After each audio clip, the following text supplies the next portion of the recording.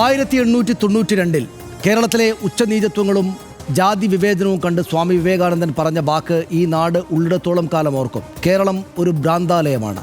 വർണ്ണവിവേചനത്തിൻ്റെയും ജാതി കൊടികുത്തിവാണ കാലത്തെയും അതിജീവിച്ച് കേരളം പുരോഗതിയുടെ ഉയരങ്ങളിലേക്ക് കുതിക്കുകയാണ്. അതിനർത്ഥം ജാതി ബോധം പൂർണ്ണമായി നമ്മുടെ നാട്ടിൽ നിന്ന് ഇല്ലാതാക്കപ്പെട്ടു എന്നല്ല. തിരുവനന്തപുരത്ത് വ്യാജ മോഷണ കുറ്റത്തിന് പോലീസ് ഉദ്യോഗസ്ഥരാൽ മാനസികമായി പീഡിപ്പിക്കപ്പെട്ടത് ഒരു ദളിത് സ്ത്രീയായിരുന്നു. കറുത്തവൻ നൃത്തം ചെയ്യുന്നത് കാണുമ്പോൾ അറയ്ക്കുന്നു എന്ന് ഒരു മഹതി പറഞ്ഞതും പേരെടുത്ത പ്രതിഭാധനായ ഒരു കലാകാരനെ പറ്റിയായിരുന്നു. അങ്ങനെ കാലങ്ങളായി പല വിധത്തിൽ ജാതി പ്രത്യക്ഷമായും അബോധത്തിലും നമുക്കിടയിൽ പ്രവർത്തിക്കുന്നുണ്ട്. പക്ഷേ ഭരണസ്ഥാപനങ്ങളുടെ കാർമ്മികത്വത്തിൽ തന്നെ ജാതിബോധം വളർത്തുന്നത് കേരളത്തിന് പരിചയമില്ലാത്തതാണ്. മരിച്ചാൽ മനുഷ്യരെല്ലാം മണ്ണോ ചാരമോ ആയി മാറും. ആയിടത്ത് അഥവാ ശ്മശാനത്തിൽ പോലും ജാതി കലരുന്നത് എങ്ങനെയാണ് അംഗീകരിക്കാനാവുക? കേരളത്തിൽ ഒരിക്കലും ഇല്ലെന്ന് മാത്രമല്ല, അതിനെതിരായ പ്രതിഷേധമാണ് ഇന്ന് പാലക്കാട് നഗരസഭയിൽ കണ്ടത്. RDX റാപ്പ് കാണാം. പൊതുശ്മശാനത്തിലെ സ്ഥലം സമുദായ സംഘടനയ്ക്ക് പ്രത്യേകം നൽകിയത് വിവാദമായതോടെ പ്രതിപക്ഷം നഗരസഭാ കൗൺസിലിൽ ഉയർത്തിയത് വൻ പ്രതിഷേധം.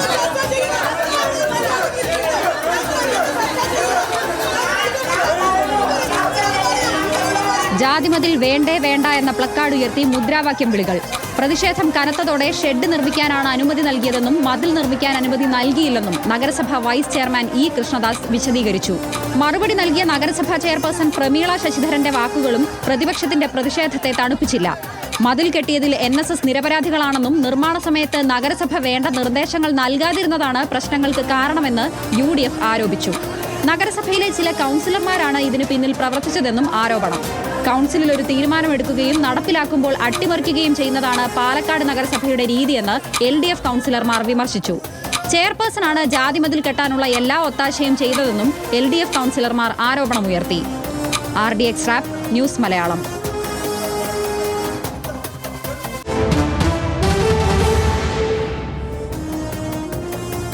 പിന്നീട് വലിയ വിവാദമായി മാറിയ ഈ വാർത്ത ആദ്യമായി റിപ്പോർട്ട് ചെയ്തതും ന്യൂസ് മലയാളമായിരുന്നു. ജാതിയെ പാലൂട്ടുന്നവർ എങ്ങനെയാണ് ഈ നിലക്ക് അവിടെ ശ്മശാനത്തെ പോലും അതിന് ഉപകരണമാക്കിയെന്ന വിശദാംശങ്ങൾ നമുക്ക് പരിശോധിച്ചിട്ട് വരാം. ഭൂമി ആവശ്യപ്പെട്ടത് പാലക്കാട് വലിയ പാടം NSS കരയോഗമാണ് എന്ന് നമ്മൾ നേരത്തെ തന്നെ റിപ്പോർട്ട് ചെയ്തതാണ്. മാട്ടുമന്തയിലെ പൊതുശ്മശാനത്തിൽ NSSന് അനുവദിച്ചത് 20 സെന്റ് ഭൂമിയാണ്. ആ ശ്മശാനത്തിനകത്ത് തന്നെ സംസ്കാര ചടങ്ങുകൾക്കായി ഷെഡ് കെട്ടി ചുറ്റുമതിൽ നിർമ്മാണവും ആരംഭിച്ചു. അതേ തുടർന്നാണ് വിവാദമുണ്ടായത്. NSS ആവശ്യപ്പെട്ടത് 10 സെന്റാണ്. BJP ഭരിക്കുന്ന നഗരസഭ നൽകിയത് പക്ഷേ 20 സെന്റ് സ്ഥലമാണ് ശ്മശാനത്തിനകത്ത്. ഭൂമി ആവശ്യപ്പെട്ടത് പാലക്കാട് വലിയ പാടം NSS കരയോഗമാണ് എന്ന് നമുക്കറിയാം. ഈ നേരത്തെ തന്നെ വാർത്ത വന്നതാണ്. നഗരസഭ വിശദീകരിക്കുന്നത് എങ്ങനെയാണ്? ഭൂമി അനുവദിച്ചത് പൊതു ഉപയോഗത്തിന് വേണ്ടിയാണെന്ന് നഗരസഭ അപ്പോഴും പറയുന്നു, ഇപ്പോഴും പറയുന്നു. NSS കത്തിലൂടെ നഗരസഭാ സെക്രട്ടറിയോട് ആവശ്യപ്പെടുകയായിരുന്നു എന്നതാണ് നഗരസഭയുടെ ഭാഗത്തുനിന്ന വിസ്തീർണത്തിൽ പറയുന്നത്. ശ്മശാന വികസനത്തിന് ഫണ്ടില്ലാത്തതിനാലാണ് NSSന്റെ സഹായം സ്വീകരിച്ചത് എന്ന് നഗരസഭ ഇപ്പോൾ വിശദീകരിക്കുന്നു. ഷെഡ് നിർമ്മാണം മാത്രമാണ് NSS ചെയ്തത്. ഭൂമിയുടെ ഉടമസ്ഥാവകാശം നഗരസഭയ്ക്കാണ് എന്നുകൂടെ അവരുടെ വിശദീകരണത്തിലുണ്ട്. ജാതി മരണത്തിലും വേട്ടയാടുകയാണ്. NSSന് ഭൂമി അനുവദിച്ചതോടെ മറ്റ് സംഘടനകളും ഇതേ ആവശ്യമായിട്ട് രംഗത്ത് വന്നു. ശ്മശാനത്തിനകത്ത് പ്രത്യേക ഭൂമി വേണമെന്ന് ഈഴവ വിഭാഗവും വിശ്വകർമ്മ വിഭാഗവും ചെറുമ വിഭാഗവും ഭൂമിക്കായിട്ട് നഗരസഭയെ സമീപിച്ചു. വിവാദമായതോടെ ജാതി മതിൽ നിർമ്മാണം നിർത്തിവെപ്പിച്ചിരിക്കുകയാണ് നഗരസഭ. നഗരസഭാ കൗൺസിൽ യോഗത്തിൽ പ്രതിഷേധിക്കുകയായിരുന്നു ഇന്ന് പ്രതിപക്ഷം. നമ്മൾ നേരത്തെ ആ ദൃശ്യങ്ങളാണ് കണ്ടത്. ഇത് വലിയ തോതിൽ പാലക്കാട് നഗരസഭയുമായി ബന്ധപ്പെട്ട് വലിയ ചർച്ചയായിട്ടുണ്ട്. BJPക്കകത്ത് തന്നെയും ഇപ്പോൾ 2 വിഭാഗമുണ്ട് എന്ന് കേൾക്കുന്നുണ്ട്. എനിക്ക് തോന്നുന്നു അവിടെ നിന്ന് അജിത്ത് നമ്മോടൊപ്പം ഈ വിവരങ്ങൾ കൂടുതലായിട്ട് നൽകും. അജിത്തായിരുന്നു. അജിത്ത്, ഈ വാർത്ത ആദ്യമായിട്ട് റിപ്പോർട്ട് ചെയ്തിരുന്നത് നമ്മൾ ഒരു ദിവസം വിശദമായിട്ട് ഇക്കാര്യത്തെക്കുറിച്ച് സംസാരിക്കുകയും ചെയ്തതാണ് RDXൽ.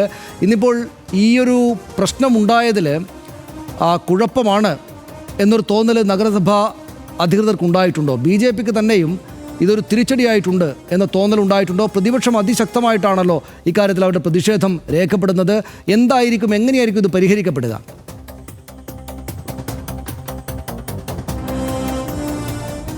സനീഷ്, അതിൽ 2 കാര്യങ്ങളാണ് പ്രധാനമായും ഉള്ളത്. ഇന്ന് പ്രധാനമായും നഗരസഭ ചർച്ച ചെയ്തതും വിഷയമായി പ്രതിഷേധമായി ഉയർന്നു വന്നതും ഈ ജാതി മതിലും, അതായത് ഈ 20 സെന്റ് സ്ഥലത്തിന് ചുറ്റും കെട്ടിയ ജാതി മതിലുമായി ബന്ധപ്പെട്ട പ്രശ്നങ്ങളാണ് ചർച്ച ചെയ്തത്. അപ്പോൾ അതിൽ ഭരണപക്ഷവും പ്രതിപക്ഷവും പറയുന്നത് ഷെഡ് നിർമ്മിക്കാൻ കൂട്ടായി എടുത്ത തീരുമാനമാണ് ഉണ്ടായിരുന്നത്. പക്ഷേ മതിൽ നിർമ്മിക്കാൻ അനുവാദം കൊടുത്തിരുന്നില്ല. അതിൽ മതിൽ നിർമ്മിച്ചത് ഇത്തരത്തിൽ നഗരസഭയുടെ മൗന സമ്മതത്തോടു കൂടിയാണ് എന്നുള്ളതാണ് ഈ കൗൺസിലർമാർ ഉന്നയിച്ച വിമർശനം. അതിനനുസരിച്ചുള്ള പ്രതിഷേധമാണ് പ്രതിഷേധമാണ് ഉണ്ടായത്. ജാതി മതിൽ വേണ്ട വേണ്ട എന്നുള്ള പ്ലക്കാർഡുകൾ ഉയർത്തിക്കൊണ്ടുള്ള പ്രതിഷേധമായിരുന്നു. നമ്മൾ ഈ വാർത്ത റിപ്പോർട്ട് ചെയ്തതിന് പിന്നാലെ തന്നെ പിന്നീട് ഇത് വലിയ തരത്തിൽ വിവാദമായ സമയത്ത് തന്നെ നഗരസഭ ഇതിൽ ഇടപെടുകയും അവർക്ക് സ്റ്റോപ്പ് മെമ്മോ നൽകുകയും ചെയ്തിരുന്നു. കാരണം ഈ നിർമ്മാണ പ്രവർത്തനങ്ങളുടെ പ്രാഥമിക ഘട്ടം എന്ന് നിലയ്ക്ക് തന്നെ 20 സെന്റ് സ്ഥലത്തിന് ചുറ്റും മതിൽ നിർമ്മിക്കുകയാണ് ആദ്യം NSSന്റെ വലിയ പാടം കരയോഗം ചെയ്തത്. അതിനെതിരെയാണ് ഇത്തരത്തിൽ വലിയ വിമർശനം ഉണ്ടായ ഘട്ടത്തിൽ പ്രത്യേകിച്ച് അന്ന് വേടൻ വിഷയവുമായി ബന്ധപ്പെട്ട് നഗരസഭ ഇത്തരത്തിൽ ജാതി ഇല്ല എന്നുൾപ്പെടെ പറയുന്ന നഗരസഭയിലെ കൗൺസിലറെയൊക്കെ നമ്മൾ കണ്ടിരുന്നു. അതിന് പിന്നാലെ ഈ വിഷയം കൂടി വന്നപ്പോൾ വലിയ പ്രഷറും പ്രതിസന്ധിയും ഒക്കെ ഉണ്ടായ ഘട്ടത്തിലാണ് സ്റ്റോപ്പ് മെമ്മോ നൽകുകയും നിർത്തിവെക്കാനുള്ള നിർദ്ദേശം നൽകുകയും ചെയ്തത്. പിന്നീട് നഗരസഭ ചെയർപേഴ്സൺ തന്നെ അറിയിച്ചത് നഗരസഭ നേരിട്ട് മുൻകൈ എടുത്തുകൊണ്ട് ഇത്തരത്തിൽ അത് നിർമ്മാണം നടത്തും, NSSന്റെ സ്പോൺസർഷിപ്പ് തന്നെ ഷെഡ് നിർമ്മിക്കും, ഇത്തരത്തിൽ എല്ലാവർക്കും ഉപയോഗിക്കാൻ കഴിയുന്ന രീതിയിലായിരിക്കും ഇതിന്റെ നിർമ്മാണം ഉൾപ്പെടെയുള്ള കാര്യങ്ങളാണ് നഗരസഭ വിശദീകരിച്ചത്. പിന്നാലെയും ഇന്ന് പ്രതിഷേധവും ഈ മതിലുമായി ബന്ധപ്പെട്ട കാര്യങ്ങളിലുണ്ടായി. എന്നാൽ ഇതിന് പുറമെ ഒരു കാര്യം കൂടി, രണ്ടാമത്തെ കാര്യമെന്ന് ഞാൻ സൂചിപ്പിച്ചത്, ഈ ദളിത് വിഭാഗത്തിലൊക്കെ ഉൾപ്പെടുന്ന അല്ലെങ്കിൽ മറ്റ് സമുദായ സംഘടനകളൊക്കെ ചില ചോദ്യങ്ങൾ കൂടി ഇവിടെ ചോദിക്കുന്നുണ്ട്. ഈ മതിലുമായി ബന്ധപ്പെട്ട വിഷയങ്ങൾ മാത്രമാണ് ഇപ്പോൾ നിലവിൽ പ്രതിപക്ഷം അടക്കം ഉയർത്തുകയും ഏറ്റെടുക്കുകയും ചെയ്തിട്ടുള്ളത്. എന്നാൽ അതിനപ്പുറത്തേക്ക് ഇതിൽ വലിയ മറ്റു ചില വശങ്ങൾ കൂടി ഉണ്ട് എന്ന് അവർ ചൂണ്ടിക്കാണിക്കുന്നു. അത് ഈ ഷെഡ് നിർമ്മാണത്തിൽ തന്നെ എന്തുകൊണ്ടാണ് നഗരസഭ നേരിട്ട് നിർദ്ദേശം നടത്തേണ്ട ഒരു ഷെഡ് നിർമ്മാണത്തിൽ എന്തിന് NSSനെ ഉൾപ്പെടുത്തി എന്നുള്ള ചോദ്യം അവിടെ ബാക്കിയാകുകയാണ്. ആ വിഷയം ഏതാണെങ്കിലും നഗരസഭയിൽ ഉയർന്നു വന്നില്ലെങ്കിലും അതുകൂടി സമൂഹത്തിൽ ചർച്ചയാകുന്നു എന്നുള്ളത് വളരെ പ്രധാനപ്പെട്ട കാര്യമാണ്. ഇതിൽ ഏറ്റവും എടുത്തു പറയേണ്ടത് സനീഷ്, ഈ അപേക്ഷയിലാണ് ഏറ്റവും കൂടുതൽ പ്രശ്നങ്ങളും വിമർശനങ്ങളും സമുദായ സംഘടനകൾ ഉന്നയിക്കുന്നത്. ആ അപേക്ഷയുടെ ഒരു ഭാഗം ഞാൻ വായിക്കാം.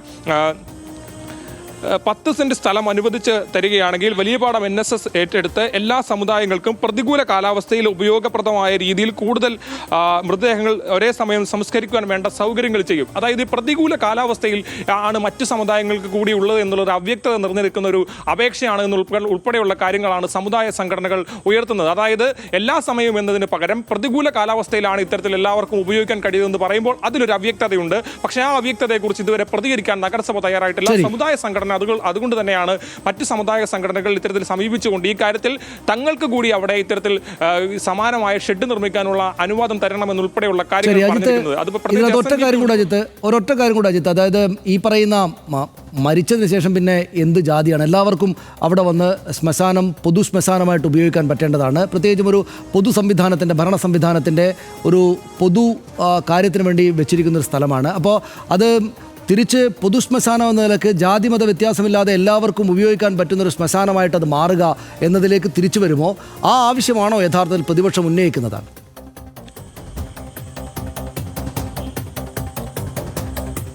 നിലവിൽ സനീഷ് ഇതിനൊരു പരിഹാരം എന്ന നിലയിൽ ഉയർന്നു വന്നിരിക്കുന്നത് ഈ ജാതി മതിൽ എന്ന് പറയുന്ന, അതായത് ഇപ്പോൾ നിലനിൽക്കുന്ന മതിൽ മാറ്റിക്കൊണ്ട് അവിടെ ഒരു ഷെഡ് നിർമ്മാണം നടക്കും. ആ ഷെഡ് നിർമ്മാണവുമായി ബന്ധപ്പെട്ട് നഗരസഭ തന്നെ അതിൻ്റെ മേൽനോട്ടത്തിൽ NSSന്റെ സ്പോൺസർഷിപ്പിൽ അത് നടത്തും.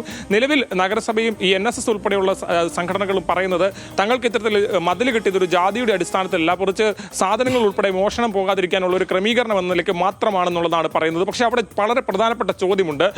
എല്ലാ മനുഷ്യരും ഒന്നാണെന്നിരിക്കെ മരണത്തിന് ശേഷം മറ്റൊരു വ്യത്യാസവുമില്ലെന്നിരിക്കെ ഒരു പൊതു ശ്മശാനത്തിൽ ഇത്തരത്തിൽ അതിരുകെട്ട് തിരിച്ചാൽ, മറ്റു സമുദായങ്ങൾ കൂടി അതിരുകെട്ട് തിരിച്ചാൽ അത് എവിടെ ചെന്ന് നിൽക്കുമെന്നുള്ള ചോദ്യമാണ്. ഓരോ ജാതിയിൽപ്പെട്ട ആളുകൾക്കും ഓരോ അതിരെന്ന് പറയുമ്പോൾ പ്രധാനപ്പെട്ട ചോദ്യം. നമുക്ക് മറ്റു കാര്യങ്ങളിലേക്ക് കൂടെ പോകേണ്ടതുകൊണ്ട് അതാണ് അതിൽ ഏറ്റവും പ്രധാനപ്പെട്ട ചോദ്യം. അജിത്ത് ഇപ്പോൾ അവസാനം പറഞ്ഞാണ് ജാതിക്കനുസരിച്ച്. ഇപ്പോൾ 1955 പുറത്തിറങ്ങിയ ഹരിശ്ചന്ദ്ര എന്ന സിനിമയിലാണ്, മലയാള സിനിമയിൽ ആദ്യമായിട്ടൊരു പക്ഷേ ഒരു ശ്മശാനം വിശദമായിട്ട് ചിത്രീകരിക്കുന്നത്. അത് വളരെ പോപ്പുലറായിട്ടുള്ള, ഇപ്പോഴത്തെ കുട്ടികൾക്ക് പോലും അറിയാവുന്ന പാട്ടുകളൊക്കെ ഉള്ളതാണ്. അതിൽ ഏറ്റവും പ്രധാനപ്പെട്ട ഒരു പാട്ട് കമുകറ പുരുഷോത്തമൻ പാടിയ തിരുനൈനാർ കുറിച്ച് മാധവൻ നായർ എഴുതിയിട്ട് തിക്കുറിശി സുകുമാരൻ നായർ അഭിനയിച്ച സീനാണ്. നമുക്ക് ഓർമ്മയുണ്ട് ആത്മവിദ്യാലയമേ എന്ന മലയാളം പാട്ട്. അത് 1955 പുറത്തു വന്നതാണ്. പി സുബ്രഹ്മണ്യൻ നിർമ്മിച്ച ആൻ്റണി മിത്രദാസ് എന്ന വലിയ സംവിധായകൻ സംവിധാനം ചെയ്തൊരു സിനിമയാണ്. അതിനകത്ത് ആ പാട്ട് കമുകറ പുരുഷോത്തമൻ പാടിയ തിരുനൈനാർ കുറിച്ച് മാധവൻ നായർ എഴുതിയ ആ വരികൾ ഇങ്ങനെയാണ്: ഇല്ലാ ജാതികൾ ഭേദവിചാരം, ഇവിടെ പുക്കവർ ഒരു കൈ ചാരം, മന്നവനാട്ടെ യാചകനാട്ടെ വന്നിടുമൊടുവിൽ വൻ ചിത നടുവിൽ. അതായത് ഹരിശ്ചന്ദ്രൻ ഈ ശ്മശാനത്തിനകത്ത്, അവിടെ ശ്മശാനത്തിനകത്തുള്ള ഈ തിക്കുറിശി സുകുമാരൻ നായർ പാടുന്ന വരിയാണിത്. അതിൽ കൃത്യമായിട്ട് പറയുന്നത് ഇല്ലാ ജാതികൾ ഭേദവിചാരം, വന്നിടും ഇവിടെ പുക്കവർ ഒരു കൈ ചാരം. ജാതി ഭേദമില്ലാതെ ഇവിടെ വസിക്കുകയാണവർ, ഒരു കൈ ചാരമായിട്ട് വസിക്കുകയാണ്. അതിനകത്ത് ജാതി മതഭേദമൊന്നുമില്ല. ഏത് മനുഷ്യനും മന്നവനാട്ടെ യാചകനാട്ടെ വന്നിടും ഒടുവിൽ ഈ വൻചിത നടുവിൽ എന്ന് 1955 ഒരു അക്കാലത്തിറങ്ങിയ ഒരു സിനിമയിലെ പാട്ടായിട്ട് വന്ന ഇക്കാലത്ത് പോലും ആളുകൾക്കെല്ലാം അറിയാവുന്ന, ആവർത്തിക്കാൻ പറ്റുന്ന, യൂട്യൂബിലൊക്കെ ഇന്ന് പോലും ആളുകൾ കണ്ടുകൊണ്ടിരിക്കുന്ന ആ പാട്ട് അവിടെ ഉണ്ടായിരിക്കെ 10-70 വർഷങ്ങൾക്ക് ശേഷവും പാലക്കാട് നഗരസഭ കാട്ടിക്കൂട്ടുന്ന എന്താണ് എന്ന് നമ്മൾ ആകപ്പാടെ തന്നെ അത്ഭുതപ്പെടുകയാണ്.